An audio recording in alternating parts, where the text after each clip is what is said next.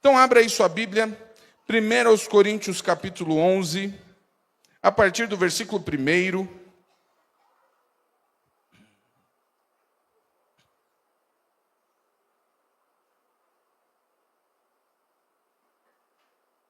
Diz o seguinte: sejam meus imitadores, como eu sou imitador de Cristo. Eu os elogio porque vocês sempre têm se lembrado de mim e têm seguido os ensinamentos que lhes transmiti. Mas quero que saibam de uma coisa: o cabeça de todo homem é Cristo, o cabeça da mulher é o homem, e o cabeça de Cristo é Deus. O homem desonra sua cabeça, se a cobre para orar ou profetizar. Mas a mulher desonra sua cabeça, se ora ou profetiza sem cobri-la, pois é como se estivesse raspado a cabeça. Se ela se recusa a cobrir a cabeça, deve também cortar todo o cabelo. Mas uma vez que é vergonhoso a mulher cortar o cabelo ou raspar a cabeça, deve cobri-la. O homem não deve cobrir a cabeça, pois ele foi criado à imagem de Deus e reflete a glória de Deus. A mulher, porém, reflete a glória do homem. Pois o homem não veio da mulher, mas a mulher veio do homem. E o homem não foi criado para a mulher, mas a mulher foi criada para o homem. Por esse motivo, e também por causa dos anjos, a mulher deve cobrir a cabeça, para mostrar que está debaixo de autoridade. Entre o povo do Senhor, porém, as mulheres não são independentes dos homens, e os homens não são independentes das mulheres. Pois, embora a mulher tenha vindo do homem, o homem nasce da mulher, e tudo vem de Deus. Julguem por si mesmos. É correto uma mulher orar a Deus em público sem cobrir a cabeça? A natureza não deixa claro que é vergonhoso o homem ter cabelos compridos? E as mulheres não se orgulham de seu cabelo comprido? Pois ele lhes foi dado como manto. Mas se alguém quiser discutir a esse respeito, digo simplesmente que não temos outro costume. E as outras igrejas de Deus pensam da mesma forma. Então, 1 Coríntios aqui, capítulo 11... de 1 a 16. Esse é um daqueles textos que, se possível fosse, pularíamos. É um texto que traz algumas afirmações muito conhecidas, inclusive o primeiro versículo, em que Paulo fala algo que a gente não gosta de falar. Igreja moderna, a gente diz o seguinte: não olhe para o homem é pecador, o homem falha, olhe para Cristo. A gente gosta de se escorar nisso, e é uma verdade. Porque quando nós olhamos ou confiamos demais em uma pessoa, em algum momento nós vamos nos decepcionar. A decepção faz parte da relação humana, porque nós somos falhos. Mas Paulo entendia algo além aqui. Paulo sabia da necessidade que continua existente de referências. Precisamos de referências. Precisamos ter e precisamos ser. Você precisa entender que, para o bem ou para o mal, você é referência de alguém. Presta atenção nisso. Para o bem ou para o mal, alguém olha para você. Em alguma esfera da sua vida, da sua relação, alguém olha para você. Talvez você nem imagine, mas você é referência para alguém. Dentro de casa, isso é certo. Somos referências para os filhos. E por isso que eu uso a expressão, para o bem ou para o mal. Então, talvez seja interessante você lembrar disso. Porque às vezes nós seguimos e nos achamos ou entendemos porque não estamos em nenhum cargo de frente, seja na vida profissional, não falamos para ninguém, a gente trabalha em um lugar meio escondido, não somos professores, não estamos à frente de grandes grupos, a gente pensa, ninguém olha para mim. Olha sim. E talvez você tenha dificuldade de lembrar agora, mas você olha para alguém. Você tem alguma referência. Talvez mais perto, ou talvez até referências de longe, que você observa através da vida virtual. Mas todos nós temos. E Paulo lembra com muita propriedade que a igreja depende muito disso. Paulo não tem nenhum problema em abrir os seus pecados, as suas tendências. Paulo vai usar expressões que talvez nós tenhamos dificuldade de usar. Paulo vai dizer, miserável homem que sou. Paulo vai deixar bem claro que o bem que ele quer fazer, ele não faz. O mal que ele não quer fazer, ele faz. Ele deixa claro que ele é o pior dos pecadores. Ele não tem problema nenhum em reconhecer as suas falhas. Mas ele sabe da importância do exemplo. Ele diz o seguinte: sede meus imitadores, como eu sou de Cristo. Paulo não estava e nem disse isso querendo ser melhor que os outros, mas ele está dizendo: você não está entendendo muito bem o que tem que fazer? Olha para mim.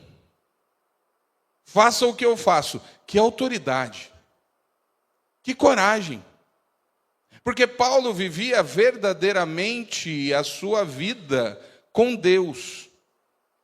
E ser exemplo em questão de cristianismo não é ser o exemplo daquele que não erra nunca, mas é ser exemplo daquele que está de fato fazendo a vontade de Deus. E quando erra, reconhece, pede perdão e segue.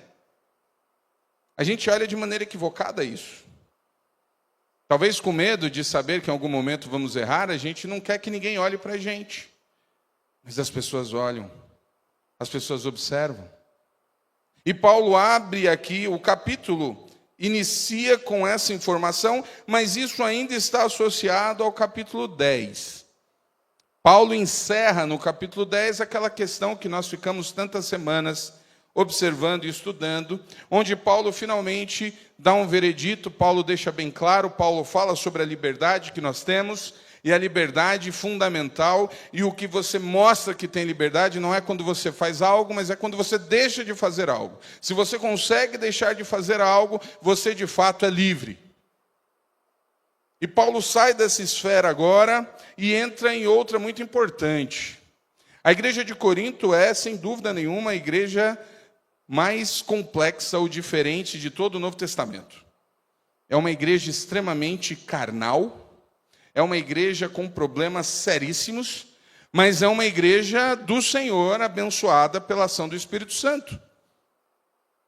Então a gente precisa ter muita atenção nisso, e entender que Deus, em sua graça, e hoje de manhã, entrando na carta aos Gálatas, nós falamos um pouco sobre a graça de Deus. Deus, em sua infinita graça, ele age, independente do ambiente. Mas o ambiente, por si só, não resolve as coisas. Então, Paulo começa agora a falar do culto público. O capítulo 11, ele vai falar do momento de celebração pública. Não é uma questão do dia a dia. São questões relacionadas aos momentos em que a comunidade se reunia. Então, alguns dos versículos dessa passagem um pouco mais controversa, pensando na cultura de hoje, ela está focada no culto público. E aqui nós temos algumas declarações, e alguns, quando eu estava lendo ou quando leram, já se mexeram na cadeira. Já ficaram assim: meu Deus, o que vem hoje? Será que teremos uma pregação machista? Porque esse texto embasa muito do que as pessoas colocam como um machismo bíblico. Que, na verdade, nós vamos perceber aqui que nada tem a ver com machismo. Nós temos um problema acontecendo no culto público. Ou alguns problemas, mas qual é o problema que Paulo está tratando na primeira parte do capítulo? Era um costume da época, e a gente precisa entender que a Bíblia tem questões que são culturais. Antigo e Novo Testamento, presta atenção nisso. Questões culturais passam, mas os princípios que ela expressa, não. A gente olha para o Antigo Testamento, e vê muitas coisas que ficaram datadas, que são culturais, que são por causa da época, mas se elas estão ancoradas em princípios, os princípios a gente mantém. Então, qual que é a questão aqui? Nós temos um grupo de mulheres na igreja que entendeu que não precisavam mais usar o véu no culto público. O véu, e as irmãs conhecem, inclusive nós temos uma igreja que é conhecida como a igreja do véu. Na hora que a gente fala na palavra véu, todo mundo aqui, acredito que a maioria absoluta das pessoas conhecem e sabem sobre essa igreja. E, inclusive, esse é o texto que baseia a doutrina desse grupo para que as mulheres até hoje utilizem o véu.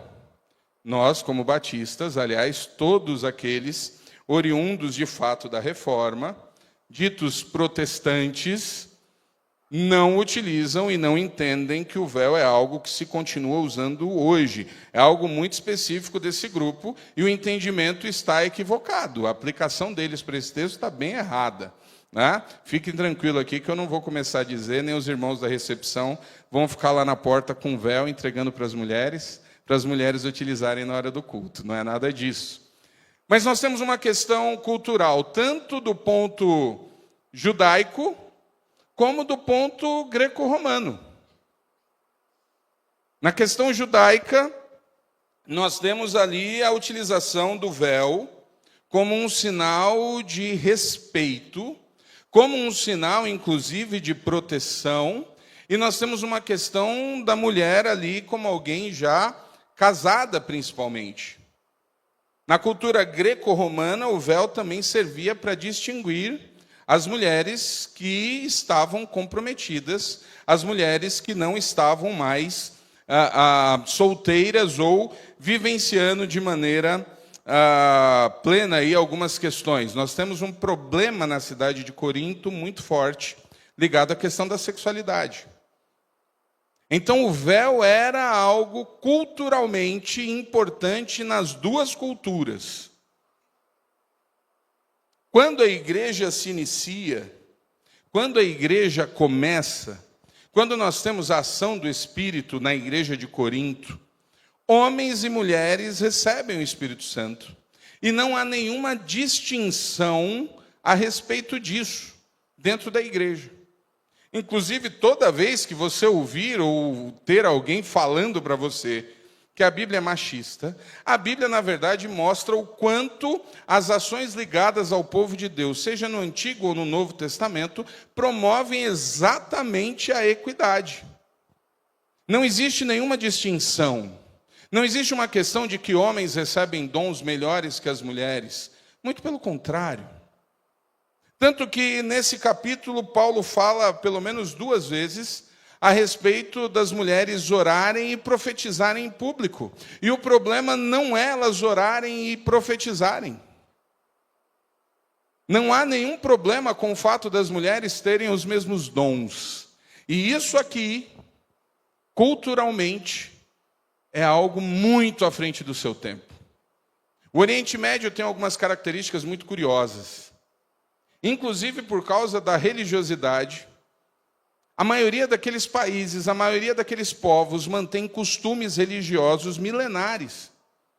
E é exatamente nessa região que a gente tem aquelas situações ligadas à questão das mulheres literalmente usarem burcas. A coisa foi piorando.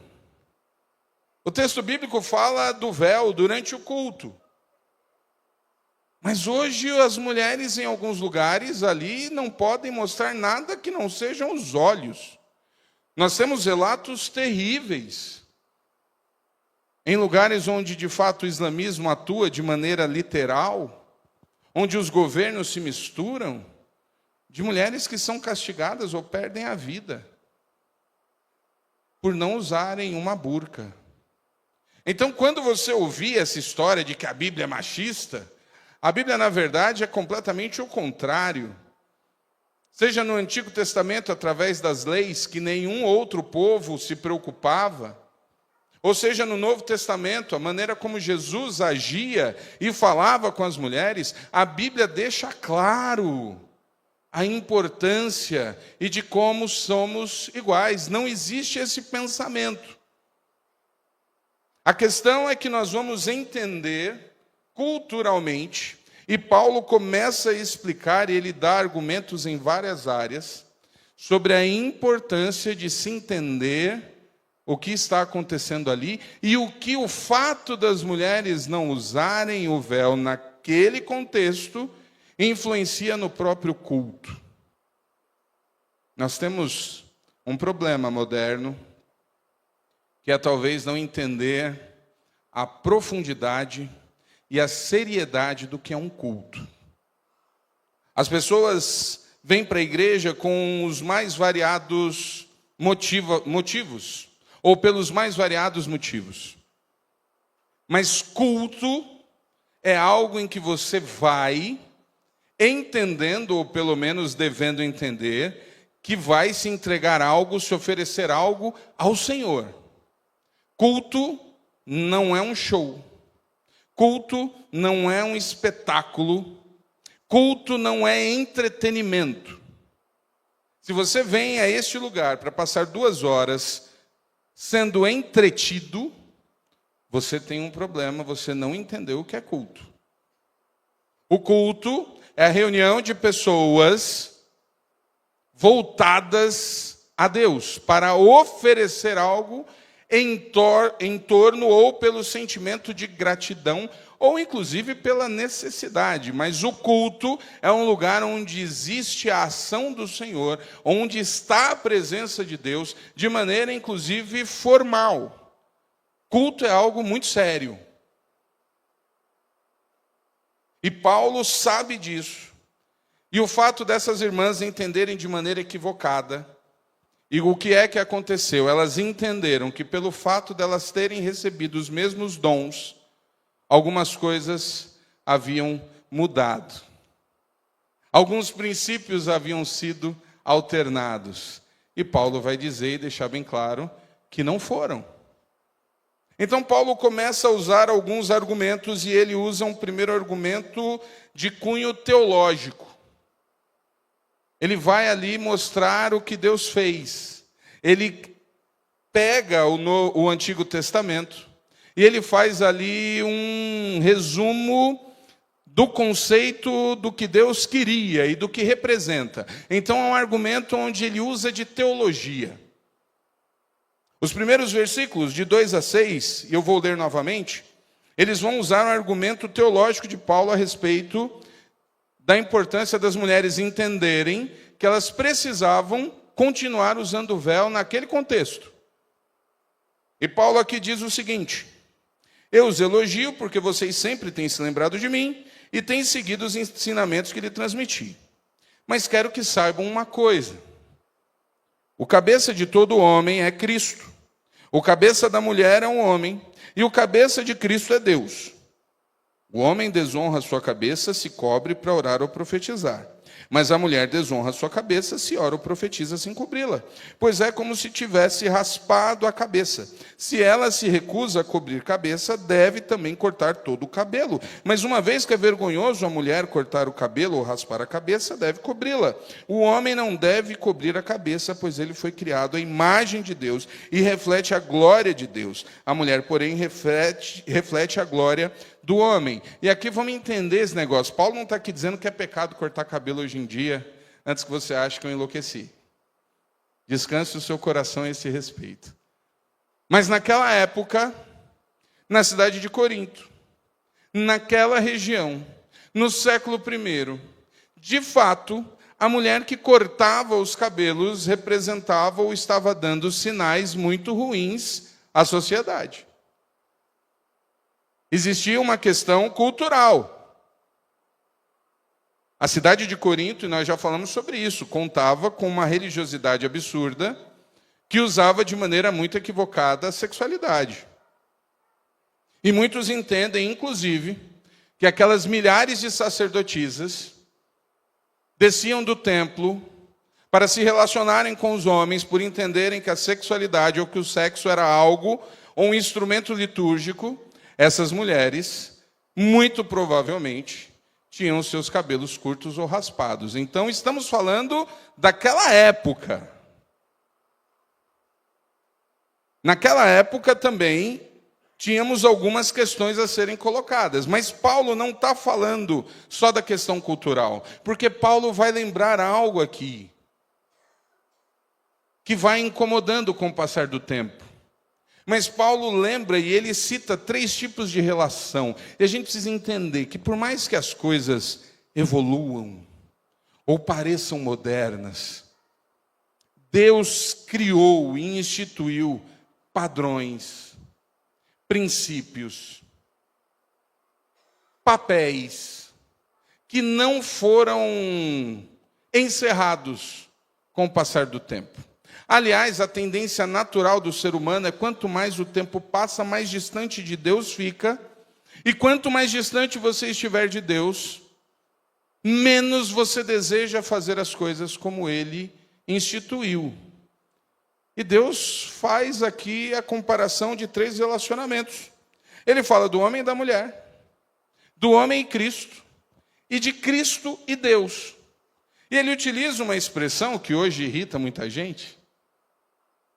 E essa expressão traz uma certa revolta, e é engraçado a gente observar aqueles casais que já passaram ali pelo gabinete, que estão se preparando para casar ou que já casaram, sabem que tem uma pergunta que é feita para saber se o homem concorda ou se a mulher concorda. E é assim: você concorda com a expressão o homem é a cabeça da mulher? Aí o bicho já pega. Aí já fica assim, uns com dificuldade, já na hora de responder, um dá uma olhadinha para o lado assim para ver o que vai responder. Ah, meu Deus. A mulher já olha ali para ver se o homem é muito, com certeza, a mulher já fica assim, machista. A Bíblia usa essa expressão. O problema é que a expressão foi distorcida. E talvez já por isso, e sabendo os horrores e como as mulheres passaram a ser maltratadas no decorrer da história, Paulo deixa bem claro e coloca outras relações. Paulo está fazendo teologia aqui. Paulo deixa bem claro que foi Deus quem fez. Ele diz: quero que saibam uma coisa, o cabeça de todo homem é Cristo. Então Paulo já começa dizendo: ei, o homem tem uma cabeça. Tem alguém que mostra o direcionamento. É Cristo. Da mesma maneira, a mulher tem alguém que dá o direcionamento. Ou deveria. É o homem. E ele ainda coloca, da mesma maneira, Cristo tem como cabeça Deus. Vocês lembram o que Jesus fala no jardim antes de ser preso? Pai, se possível, como é que é a continuação? Se possível, o quê? Afasta de mim esse cálice, mas que seja feita a tua vontade. Gente, é Cristo.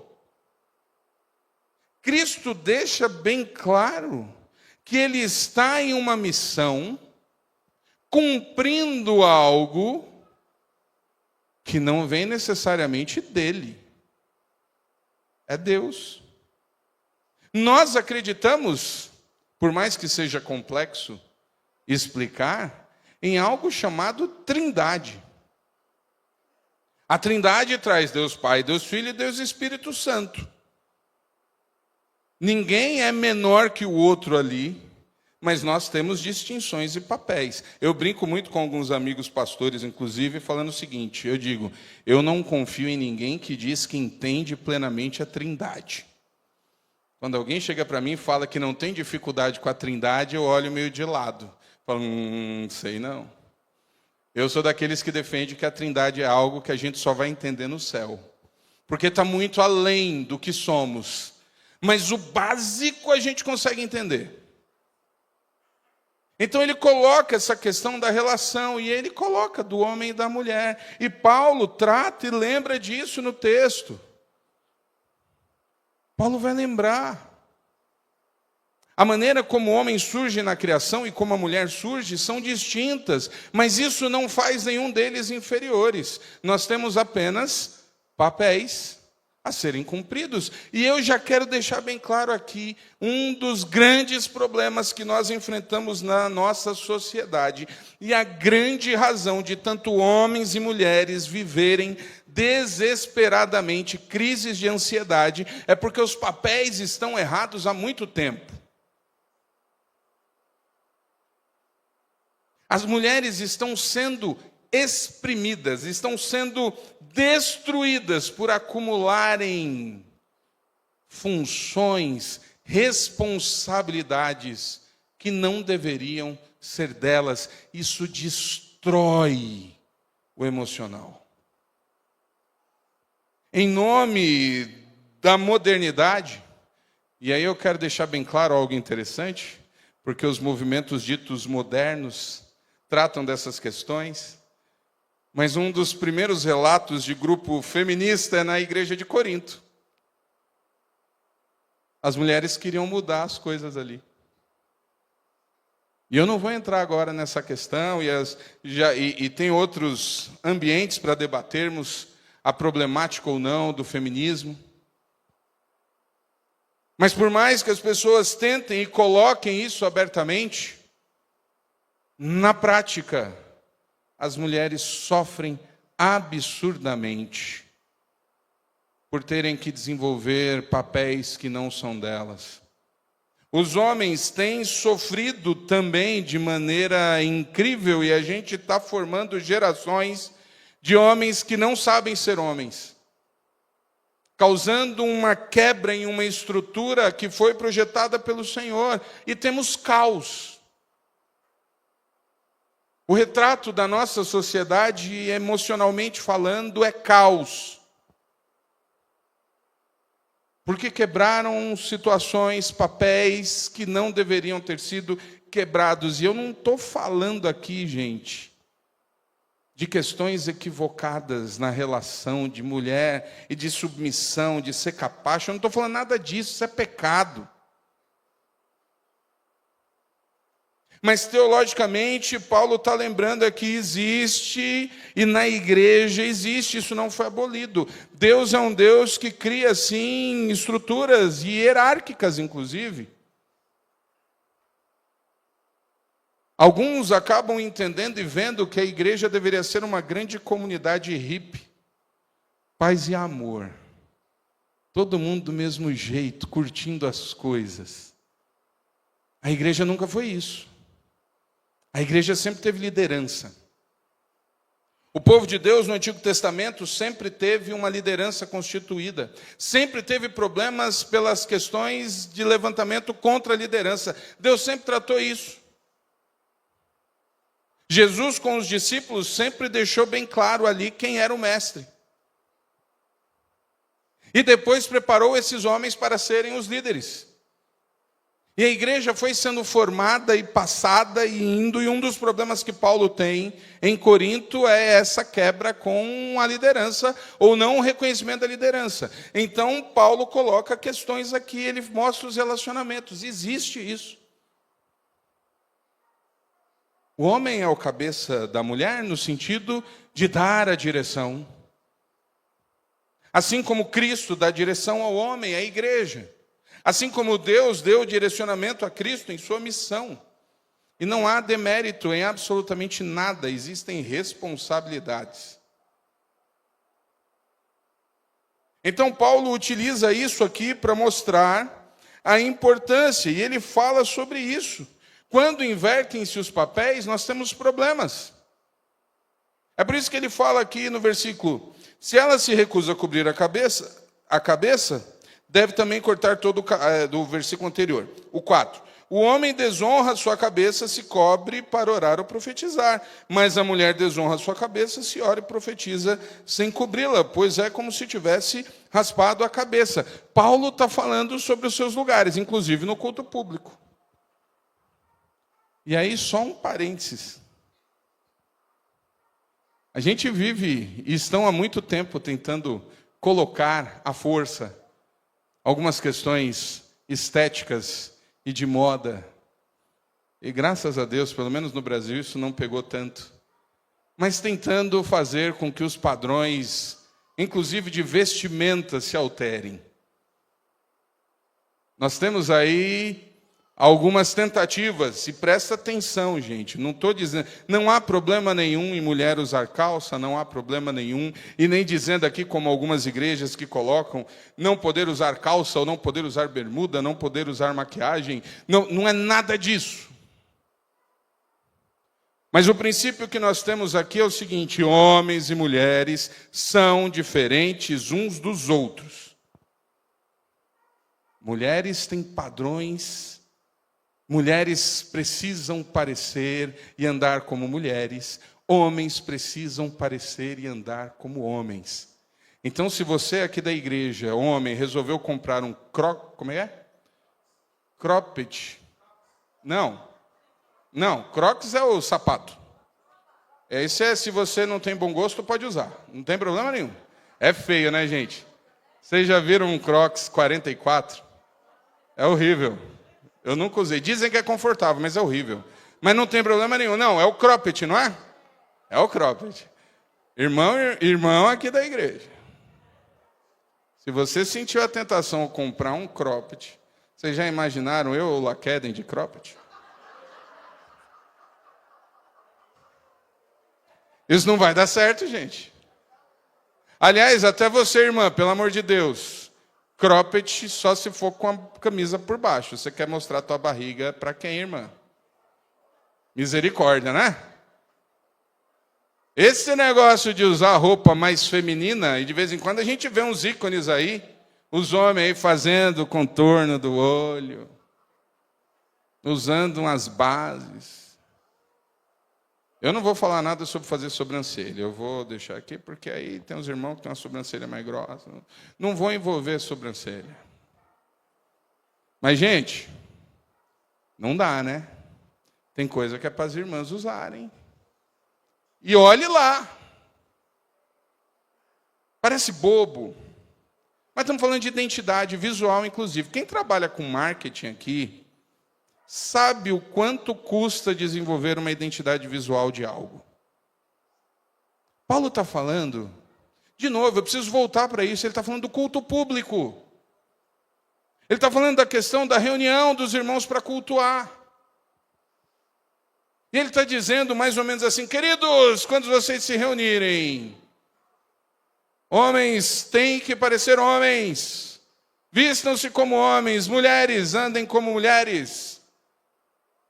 Isso é sério, porque nós vivemos uma sociedade que inverteu essas coisas, que bagunçou, e o Senhor nunca aboliu isso. E isso estava tirando a ordem do culto. Queridos, qualquer coisa que mexe com a ordem do culto, com o andamento do culto, que faz com que as pessoas não consigam se concentrar e entender e oferecer algo para o Senhor, é um problema. É um problema. E aquela situação estava causando desordem na igreja. Paulo usa esse argumento teológico, Paulo vai usar um argumento da natureza. Existia uma questão, e por isso o véu, olha que interessante. Quando a gente entende os aspectos culturais, nós vivemos uma sociedade que, infelizmente, vive com as coisas explícitas. Então é tudo muito gratuito hoje. É tudo muito aberto. Hoje você anda na rua, você vai no mercado, antigamente algumas coisas que eram muito colocadas em determinados ambientes, hoje são abertos. Então, hoje a gente vive uma época da atividade física e ela deve ser, de fato, propagada, mas hoje você vai no mercado e se depara com pessoas que estão com a roupa da academia ali, sem nenhuma blusa na cintura ou cobrindo, estão lá com seus colãs, e eu fico impressionado com as mulheres que usam essas roupas cor de pele. Eu realmente não entendo. E você se depara em qualquer lugar. Então hoje é tudo muito explícito. Você abre um vídeo no YouTube, pode ser do que for. Você abre um vídeo, está lá o Cid Moreira narrando o Salmo 1. Bem-aventurado. E no meio do Salmo entra uma propaganda com a mulher rebolando. Parece coisa do inimigo, né? E é. Porque até nas coisas religiosas isso aparece. É tudo muito explícito hoje. A gente quase não consegue imaginar uma sociedade em que as coisas não fossem tão explícitas. Mas no primeiro século, sabe qual é um dos grandes símbolos de sensualidade que as mulheres usavam? O cabelo. Existia uma questão, existia um ar, existia algo na questão do cabelo feminino. Olha que mundo diferente do nosso, né? O cabelo continua sendo uma das grandes questões para todo mundo. Mas nem de longe as pessoas hoje ficam e focam em sedução pelo cabelo. Mas no passado o cabelo era algo muito sério. E Paulo utiliza do 13 ao 15, falando da questão da natureza, inclusive de deixar bem claro, gente, as mulheres têm algo diferente, o cabelo da mulher cresce mais que o do homem. São coisas que Deus ali determinou. Mas até o não usar o véu passava uma imagem de algo que deixava os homens meio assim, meio fora completamente de controle. E aí vem a preocupação de Paulo, porque de novo, vamos lembrar que Paulo está falando do objetivo do culto. E agora eu vou fazer uma pergunta que parece boba, e que você não vai precisar contar para ninguém. Mas eu quero que você pense, qual é a motivação sua, homens e mulheres, ao escolher a roupa do culto? Qual é a intenção, ou o que você quer passar? E agora é para as mulheres, pelo amor de Deus, eu espero que nenhum irmão faça maquiagem para vir para o culto. Me chame do que quiser, mas não dá. Até a maquiagem. Qual é a intenção ou com que base você escolhe a cor da sua unha? Eu não estou aqui dizendo e nem proibindo ou chamando de pecado. Quero deixar bem claro. Arrume o seu cabelo da maneira mais bonita e que você possa pagar, porque a coisa cara é cabelo. Pessoal que vai casar, lembra disso. Viu? Pode colocar no orçamento. A Nívia aqui fala muito sobre isso. Né? Cadê? Não é barato. Não estou dizendo que não deve fazer nada disso, mas qual é a intenção? E agora estamos falando do culto público. Quando você escolhe e pensa na roupa que você vem para o culto, você em algum momento para pensar em algum possível efeito ao olho alheio? Porque você precisa lembrar que quase tudo hoje é fabricado e vendido para seduzir. Quase tudo hoje é feito, vendido e modelado para causar ao outro o instinto do desejo.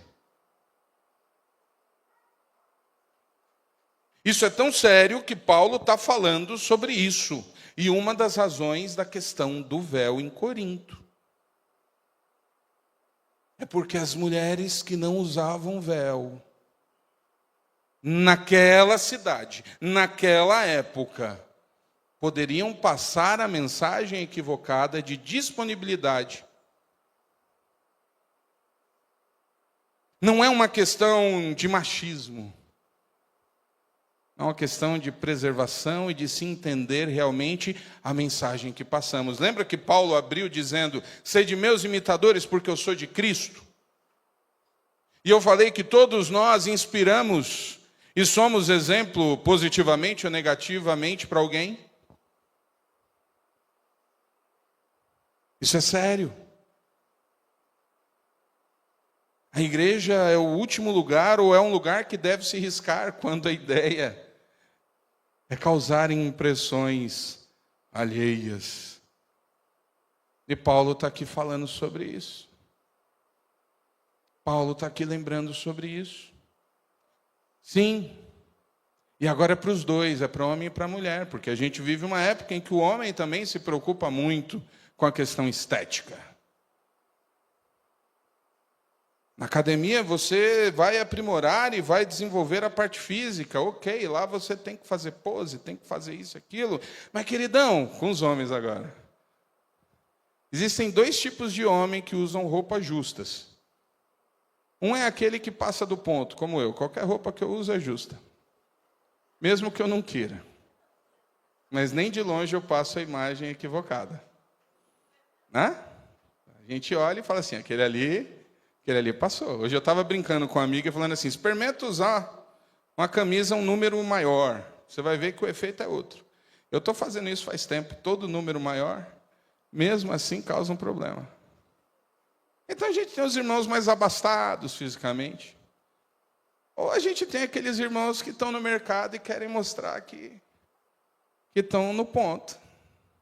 Queridos, na igreja não é lugar para você mostrar que está no ponto. Não é. Porque o foco aqui não é se apresentar e dizer que é o tal. Não é. É para oferecer algo para o Senhor. A mesma coisa com as irmãs. A igreja não é o lugar para você mostrar o quanto você está bem consigo mesma.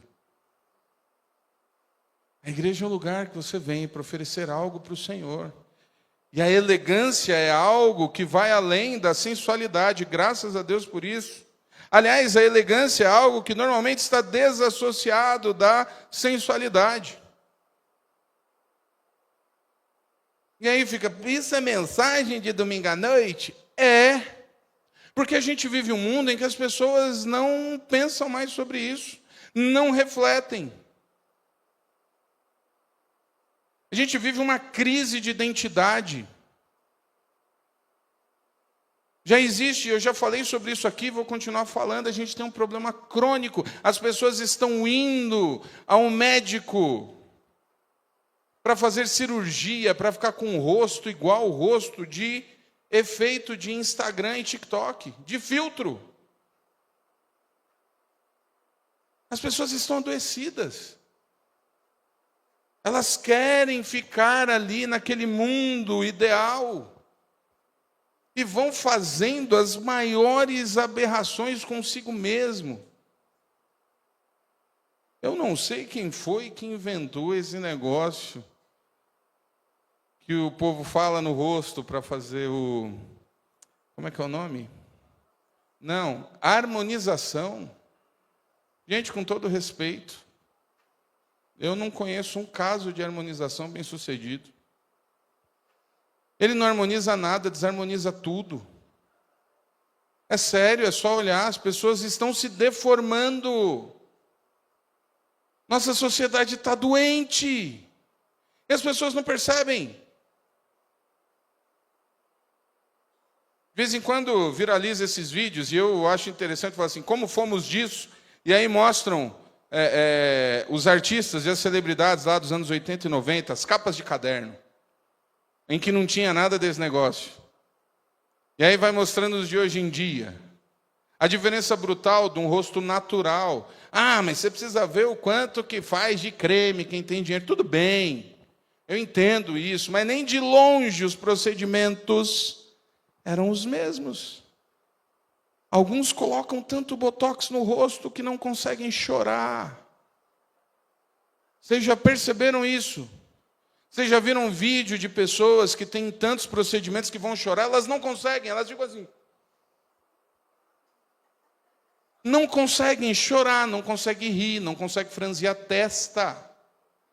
Gente, isso é sério. Paulo está aqui preocupado com o que as coisas vão parecer. Como igreja, a gente tem que se preocupar com isso também. Nós temos que se preocupar com a imagem que passamos e as motivações. A igreja de Corinto tinha um problema ali. As irmãs entenderam errado. O fato delas terem os mesmos dons não tirava o fato de que existe papel e padrão. O fato delas receberem o mesmo dom de orar em público, de falarem na frente dos homens, já mostrava como a igreja não se preocupava e nem tinha a mulher como algo inferior. Mas existia uma questão de papel, que a sociedade hoje tenta inverter desesperadamente. A mensagem hoje é o contrário. E nós estamos sofrendo. E nós estamos pagando o preço. Famílias completamente quebradas. Gerações que estão surgindo sem referência nenhuma, uma bagunça. E o resultado são crises e crises e crises de ansiedade, de medo. Porque nos esquecemos do que foi que Deus nos colocou. Queridos, o texto não está aqui dizendo, e aí a gente vem para 2025, o véu significa algo na cultura brasileira? Não. Não. Essa mensagem não é para chegar no final e dizer, Paulo disse que a mulher tinha que usar o véu. Inclusive, esse é o único texto do Novo Testamento inteiro que fala sobre isso. Só em Corinto deu problema. O último argumento que Paulo utiliza é o consenso, ele deixa bem claro. Mas se alguém quiser discutir a esse respeito, digo simplesmente que não temos outro costume. E as outras igrejas de Deus pensam da mesma forma. Paulo diz, é só aí que tem um problema. Se é só aí, o problema está aí. É interessante observar como essas coisas culturais elas podem mudar sem que o princípio mude. Paulo vai usar em outros textos, a gente mais para frente vai ver, Paulo vai falar sobre uma prática muito interessante, chamada ósculo santo. Vocês sabem o que é o ósculo santo? É beijo. Mas que tipo de beijo? No rosto? De quem? Dos homens. Porque a mulher já tem esse hábito. Graças a Deus, culturalmente, esse hábito greco-romano não passou para a sociedade moderna. Nós só temos um grupo que também trata o ósculo santo. É o mesmo que usa o véu. Ósculo santo é o costume dos homens se beijarem no rosto. Eu não tinha problema nenhum em beijar o meu pai no rosto. Nenhum. Meu irmão já não rolava muito, não. Já não dava. O máximo era o meu pai. Primo, nem pensar. Mas Paulo fala sobre isso na própria cidade de Corinto. Cumprimentem-se. Era uma questão cultural. E nós temos culturas hoje modernas. No Oriente Médio, os homens se cumprimentam com um beijo no rosto. Lá não é problema nenhum. Mas qual é o princípio do ósculo santo? É a fraternidade, é a educação, é o cumprimento. Graças a Deus no Brasil, isso foi substituído por um aperto de mão. Um tapinha nas costas. Mas se você passar por alguém, chegar ali e for cumprimentar, não estender a mão, vai ficar estranho. Ou se não der um tapinha nas costas, mal educado, pastor metido, nem cumprimenta. Quando você fala com alguém, e aí, tudo bem? Se a pessoa não responder nada, é mal educado. O pessoal até diz que chato é aquele que você pergunta se está tudo bem, ele resolve responder de verdade, né? As pessoas têm um hábito, então ela chega, e aí, tudo bem, beleza? Já vira. Não quer saber se está tudo bem. É o costume de cumprimentar. Paulo, a igreja, se não me engano, de Corinto, vai falar, cumprimentem-se com ósculo santo. Era o costume dali. Cumprimentem-se, sejam educados uns com os outros. Ninguém precisa estar beijando ninguém aqui atualmente. Mas se cumprimentar, sim. Falar, sim. O princípio é a questão social. Entenderam a diferença? A questão do véu era muito particular ali, porque representava o entendimento e o papel feminino naquela sociedade. E a imagem e o porquê não usar deturpava tanto. Então Paulo diz, usem o véu.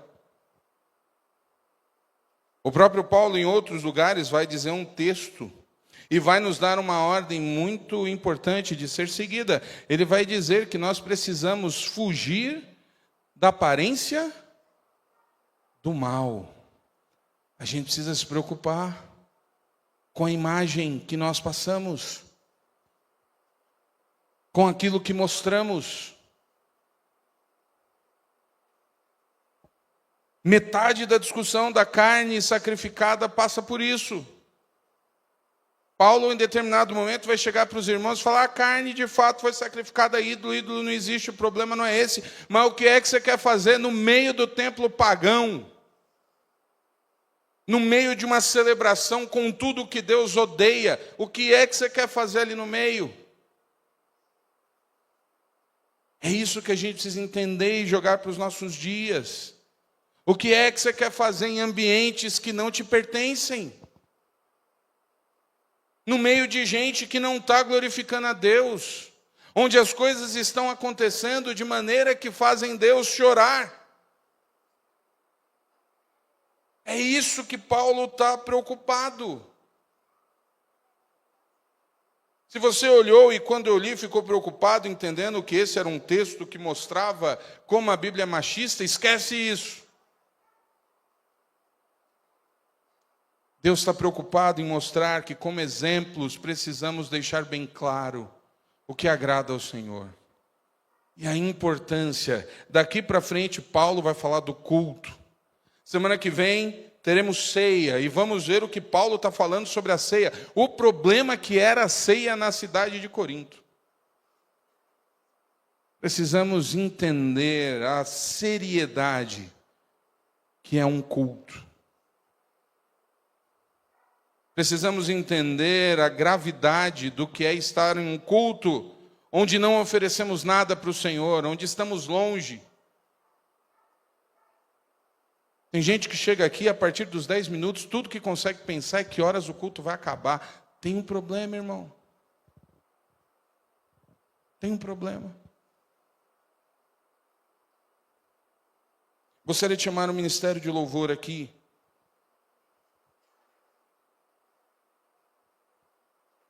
Eu gostaria que os irmãos estivessem refletindo, e esse capítulo, esses versículos, nos falam muito sobre os problemas quando somos influenciados pela nossa cultura, a ponto de não raciocinar,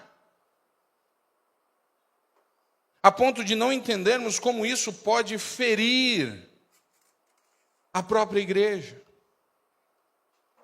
Mais importante que a cultura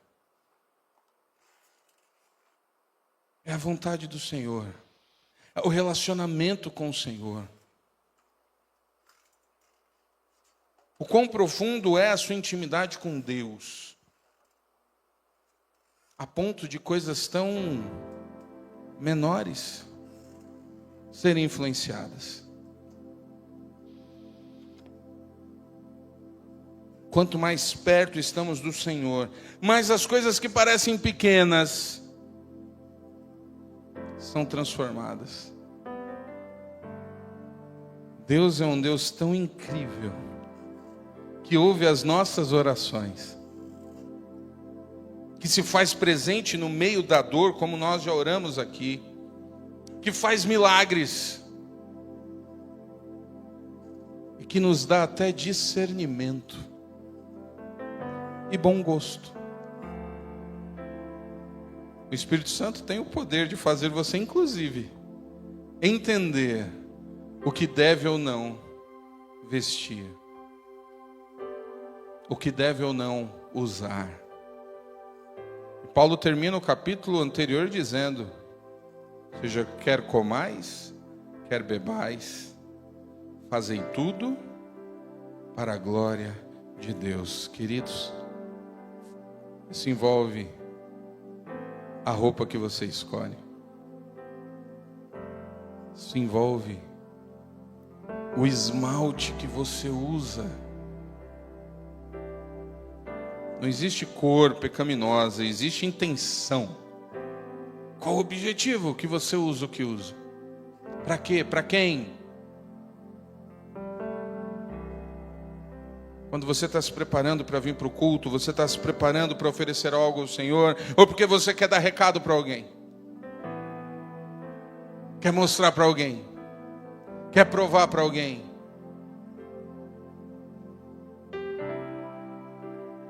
Fazei tudo para a glória de Deus. Feche os seus olhos.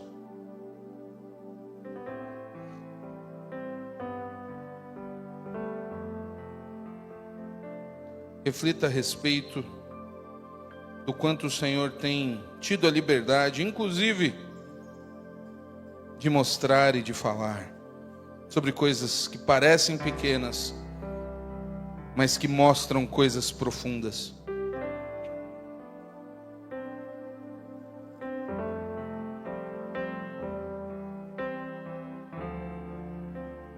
Santo Deus, a tua igreja está em oração. Eu te louvo porque mesmo um texto que tem sido tão mal interpretado no decorrer dos séculos, mostra o teu cuidado e a tua preocupação com absolutamente todas as áreas da nossa vida. Pai, eu coloco agora, em primeiro lugar, as mulheres desta igreja. Pai, o texto mostra inclusive o privilégio que o Senhor concedeu aos homens ao criar a mulher, a importância, o significado.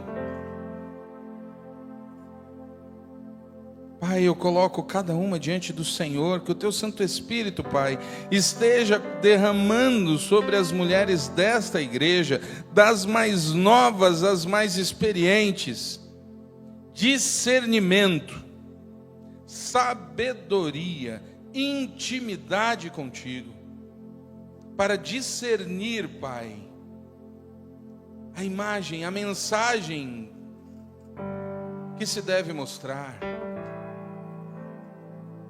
Pai, assim coloca os homens aqui também, Pai, derrama sabedoria, discernimento, nos ajuda, Pai, a cumprirmos o nosso papel. Ajuda-nos como igreja a andar da maneira como o Senhor deseja, que possamos refletir a sua glória. Dá sabedoria, Pai, age no nosso meio, em todas as áreas. Pai, que a nossa vida reflita a intimidade com o Senhor. Trabalha nas nossas mentes, nos nossos corações. E que quando nos reunirmos, Pai, o nosso desejo seja único e exclusivo de adorar o Teu santo nome, de oferecer, Pai, um culto digno, que não tenhamos do que nos envergonhar diante do Senhor. Continua tratando a Tua igreja. Assim nós oramos, assim nós agradecemos, no nome precioso de Jesus. Amém. Amém.